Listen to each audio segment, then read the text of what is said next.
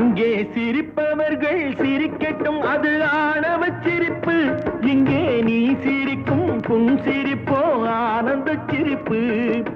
நல்ல தீர்ப்பை உலகம் சொல்லும் நாள் வரும்போது அன்று சிரிப்பது யார், அழுவது யார் தெரியும் அப்போது. அங்கே சிரிப்பவர்கள் சிரிக்கட்டும், அது ஆணவ சிரிப்பு, ஆணவ சிரிப்பு.